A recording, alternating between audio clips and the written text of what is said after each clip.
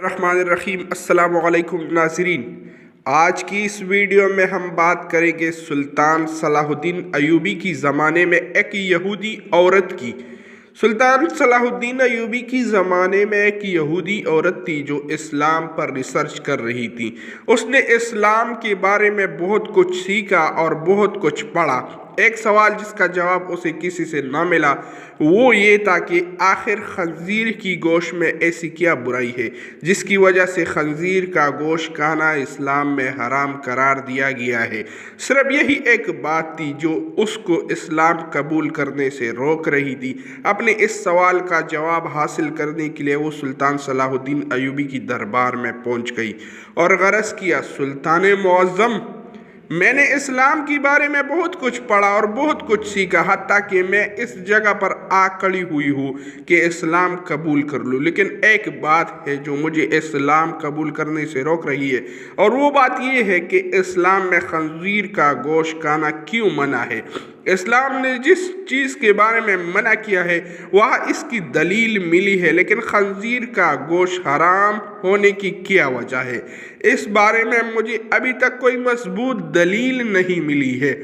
میں نے بائبل کو پڑھا تو بائبل میں بھی خنزیر کا گوشت کھانے سے منع نہیں کیا گیا، لیکن اسلام کیوں منع کرتا ہے؟ آخر اس گوشت میں ایسی کیا خرابی ہے کہ اسلام اس کو کھانے سے منع کرتا ہے؟ سلطان صلاح الدین ایوبی نے اپنے ایک مشیر کو حکم دیا کہ بائبل کی وہ کتاب میرے پاس لے آؤ جو اپنی اصلی حالت میں موجود ہے۔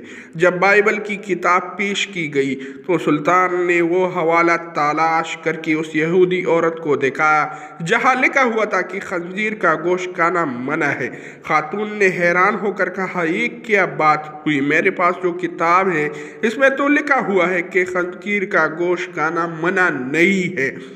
یہ سن کر سلطان نے جواب دیا، مجھے ترس آتا ہے تمہاری ان لکھاریوں پر جنہوں نے اپنی عیاشیوں کے لیے اس پاک کتاب کو اپنی لفظوں میں تبدیل کر دیا ہے۔ تمہارے پاس جو بائبل ہے یہ اپنی اصلی حالت میں موجود نہیں ہے۔ ابھی تو میں نے صرف اس کتاب سے ثابت کیا ہے کہ خنزیر کا گوشت کھانا منع ہے، اب میں اسے سائنسی لحاظ سے بھی ثابت کروں گا۔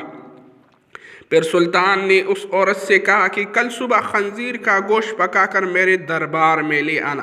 دوسری دن اس عورت نے خنزیر کا پکا ہوا گوشت سلطان کی خدمت میں پیش کیا۔ سلطان نے اس کو کراہت سے دیکھتے ہوئے کہا کہ اب اس کی بوٹی کو 2 حصوں میں تقسیم کر دو۔ خاتون نے جب چوری سے بوٹی کو 2 حصے کیے تو درمیان میں سے گوشت کچا تھا۔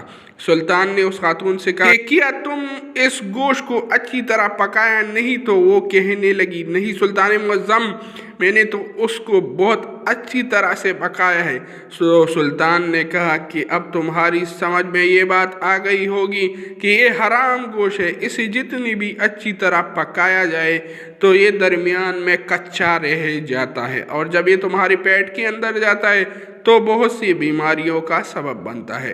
دوسری بات یہ کہ سور جس جگہ رہتا ہے یہ اپنی ارد گرد کی تمام گندگی حتیٰ کہ انسانوں کی گندگی کو بھی کھا جاتا ہے۔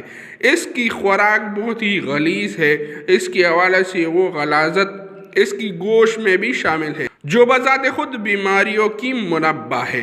تیسری بات کہ جب سور کی مادہ کسی دوسری سور کے ساتھ جنسی تعلق قائم کرتی ہے تو یہ اسے دیکھ کر خوش ہوتا ہے اور فخر محسوس کرتا ہے، اور یہ بے غیرتی کی خصلت اس کی گوشت میں بھی پائی جاتی ہے، اور اس کا گوشت کھانے والا بھی انہی صفات کا حامل ہوتا ہے اور اپنی عورتوں کو دوسری کی حوالے کر کے خوش ہوتا ہے اور فخر محسوس کرتا ہے۔ یہ واحد جانور ہے جس میں اتنی غلاظت اور بے شرمی بری پڑی ہے۔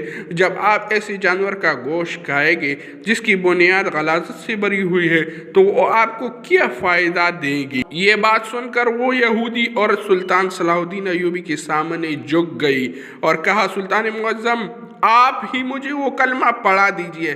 سلطان معظم صلاح الدین ایوبی نے اس عورت کو کلمہ پڑھایا اور تمام دربار اللہ اکبر کی بلند نغروں سے گونج اٹھا۔ یہ تھی سلطان صلاح الدین ایوبی کی دور میں ایک یہودی عورت اور خنزیر کی گوشت کا واقعہ۔ انشاءاللہ نیکسٹ ویڈیو میں آپ کے ساتھ ایسا اسلامی واقعہ شیئر کروں گا۔ آپ اس